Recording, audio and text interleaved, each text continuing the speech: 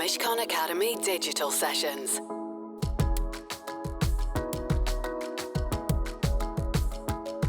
So firstly, I want to start this talk by just welcoming everyone. I'm Michael Walker. I'm an associate within the private department and the reputation team. And I'm going to be hosting today's event. Very excited to have Claire Hanna, MP, to join us, who is brilliantly experienced across the political infrastructure of Northern Ireland. She has been a city councillor, she's been an MLA in the Northern Ireland Assembly as well, and is now an MP and has been an MP for the last 2 years for South Belfast. And in addition to Claire, we've also got Sam. Sam is considered to be one of the most foremost investigative journalists in the UK and one of the top political journalists in Northern Ireland as well. A couple of those key planks are designation, which means every politician, every political party in the Northern Ireland Assembly has to either be designated as a nationalist, a unionist or other. And then you've also got things like mandatory coalition. So that means you can only have a government in Northern Ireland if you have the largest nationalist party and the largest unionist party combining together. So Sam, to start off with your view and your dig into your kind of eagle-eyed expert view of the Northern Irish political infrastructure. For the political infrastructure to be working in Northern Ireland, it would need to be stable and effective and representative. Do you feel that it meets that bar as it stands? The title of this session is Northern Ireland working? And I think the only objective answer to that is not very well. Certainly the way in which Stormont, the devolved assembly here, and the executive function as a government and as a legislature has been deeply problematic. I think that you've got a situation where Northern Ireland has tried an awful lot of different forms of government and none of them have really worked terribly well. So therefore, I think even the people who support the current arrangements would pretty freely accept that they are suboptimal. The simplest thing that could be done to improve our government right now would be to have an opposition. So then the question is, how do you move towards opposition? And what does that mean for the other structures that flow from the Good Friday Agreement, such as you said, designation, where you basically put a label on everybody's forehead and say, you're a nationalist, I'm a unionist, and you're basically branded on the day that you go into the assembly. There's not really much room for wriggling between those two positions. You would feel that the cure, the most significant cure, the most immediate cure then is just introducing an opposition, even alongside a mandatory coalition? There are different ways in which you could do this. I mean, at the moment, pretty much everybody who has any significant mandate in the Assembly in terms of the parties has the right to go into government. Now, they don't have to go into government, they can choose not to. But you could, for instance, say that you have to have a government that has unionists and nationalists. A more radical way of doing it, and I think a better way actually, which addresses a growing problem of people who don't identify either as unionist or nationalist.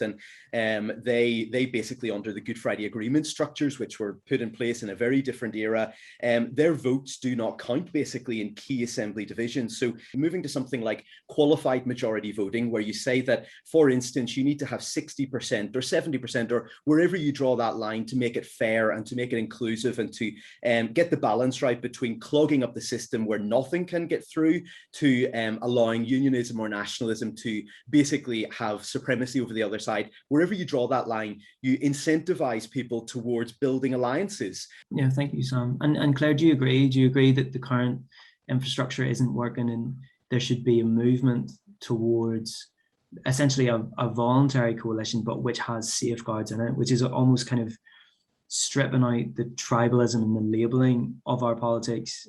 Loads to agree with there. It isn't working, and as Sam's kind of potted history outlined, it hasn't worked in 100 years. The architecture is locking in dysfunction, and it is in some cases locking in sectarianism. There are lots of people who may have a strong view on the constitutional future, but who don't wish to solely identify in that way, and I'm one of them. And but it kind of means that you're perceived as that and that only. In terms of the voluntary coalition, Sam's right, actually. We all have a perception of what that might look like, that it might have looked like majority rule by intransigent unionism or whatever. But if you look at the coalitions on different issues, that's not how they would probably fall out. But the mandatory coalition has no incentive to compromise. If you know that no matter how hardline you are in the election, so long as you get your vote out your few seats are guaranteed and the whole show can't go on without you, then there is nothing really to incentivize you to compromise, especially if being hardline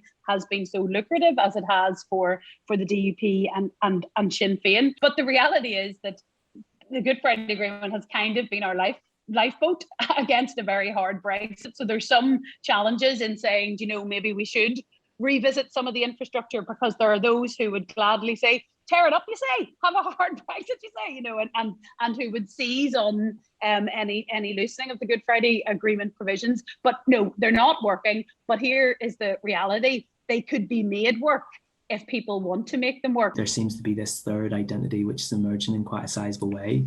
Sam, what is that third identity, and is it becoming sizable enough now that it's going to start manifesting itself in political change? The real story from 1998 is the growth of the others, people who, as Claire says, may well in a border poll vote for or against the union, but they are not shackled to that in the way that their parents may have been, their grandparents certainly probably were, and so therefore there is significant movement there. And I think one of the very significant elements of that is how that, even though those people are in many cases rebelling against the politics of the past, but as much as it's a rebellion against that, ironically, these people are the constitutional swing voters who will decide Northern Ireland's future now. They are the people who, in a border poll, if it comes, when it comes, they will be the people who are open to persuasion, who could go one direction or the other.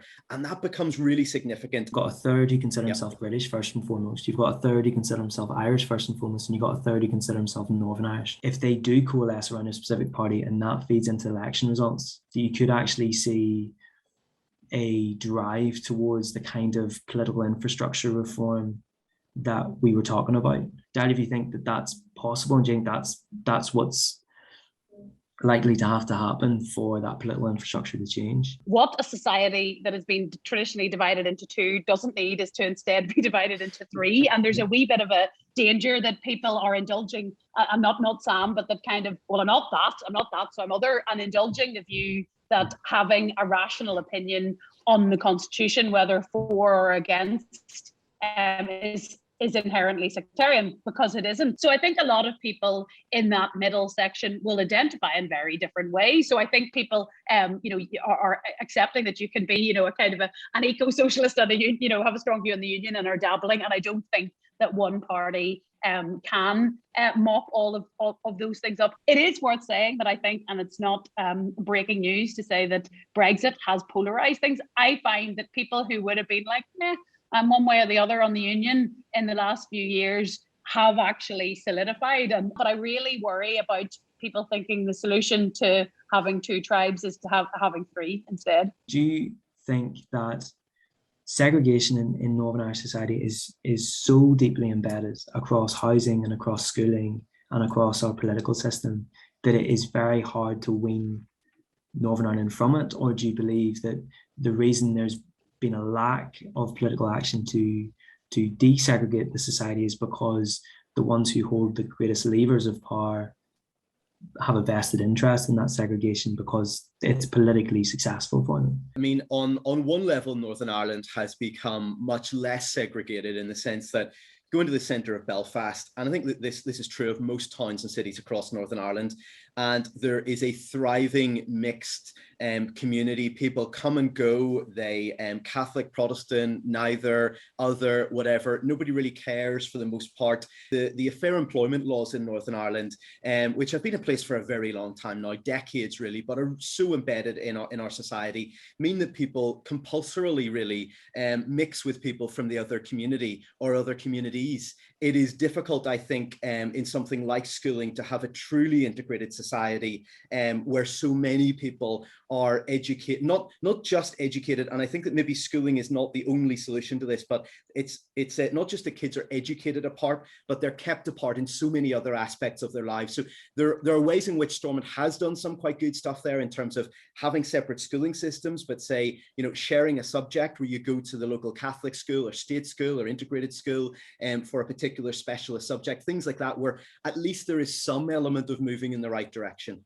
Claire, do you feel that there has been enough political movement in relation to segregation? I was interested by what Sam said there about I don't really know from Anna, but it rings kind of true. And there is a little bit where we use the political system to, just put a marker down. So people are sure, like, I am really unionist or I'm a Republican, sure, didn't I put my X in the box? And then, but it doesn't actually, reflect the reality of life. And there is a lot more everyday mixing. There's no doubt about that. In the main, parents don't choose schools because they want the child of this identity or they want them to pray multiple times a day or whatever. They want a good school. They want maths and English or whatever, but they want convenience. They want it to be in their neighborhoods, and some of it's they're just opting into the infrastructure that's already there. And you can still live very separate lives, even if you don't mean to. It'd be very easy to pick your kids up from the Catholic school and they could do Gaelic at the weekend and they might do Irish dancing or whatever. And still, even though you're living in an extremely integrated neighborhood,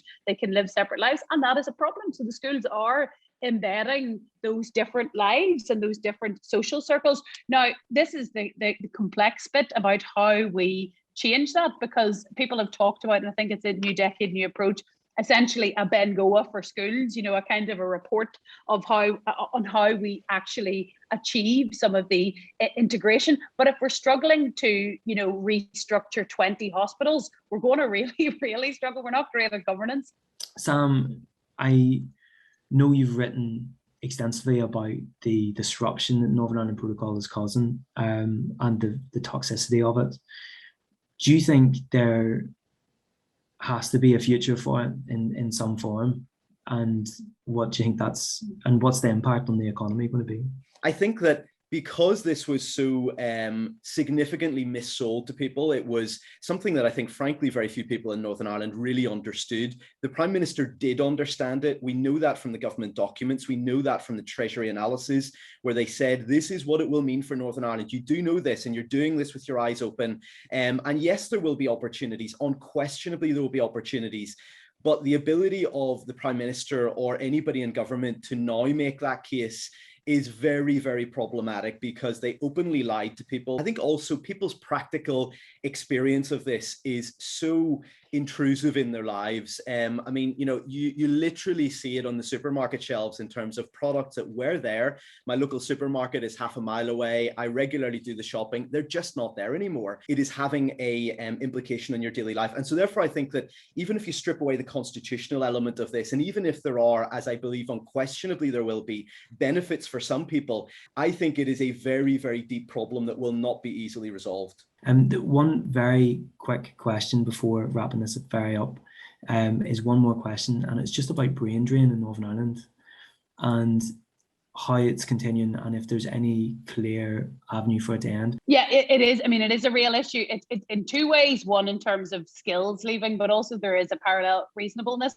drain, in that the kind of people who feel stifled by the sectarianism and other sort of restrictions in Northern Irish society are the people who probably go, I'm getting out of here and I'm not coming back. And they have a lot to give. This is fixable. You can see some of the, people say you can get jobs. Now we need people to have pathways to careers. You can see some of the opportunities that are going to be available to people. There's ways we can lift the mizzen cap, for example, and not export such a large number of third level students. We can choose to fund those places here. And there's a good vibe at the moment, even despite all our problems. There are people wanting to come home. When the very short-lived premiership of Edwin Poots began, he had an interview with Stephen Nolan. One of the first questions he asked him is, how do you keep young people here? And his response was basically, well, the Troubles isn't going on anymore, so they should just be happy. Do you feel that that's a view, that kind of low level of expectations that politics maybe has for young people and what it can provide for young people? Do you believe that permeates, or do you think that was just a bad answer by a bad leader? We can be very negative about Northern Ireland. I've been very negative about aspects of the politics here. It's very important to be truthful about these things and not to try to spin them away. However, I come from here, I live here, I've got kids, I love the place, I intend to stay here if I possibly can. It's a great place to live. it very much depends on your circumstances. I don't come from a wealthy background, but I recognize that the background I came from is different to somebody who does grow up in somewhere where they look around them and just feel despair about the prospects of everybody that they know, and maybe are in the grip of paramilitaries or whatever it might be. So I suppose, look, we can look at the glass as being half empty. My profession of journalism, I suppose, is guilty of that. But there are lots of aspects of this society that are going in the right direction, despite the politics, perhaps maybe rather than because of the politics. No, that's brilliant, and that's a lovely point to end on. Thank you very much, Claire and Sam, and for everybody who made sure this was able to happen. It's been a real pleasure. But have a good day and all the best. Thank you. Thank you. Thanks a million. Thanks for having us. Bye. The Mishcon Academy Digital Sessions. To access advice for businesses that is regularly updated, please visit mishcon.com.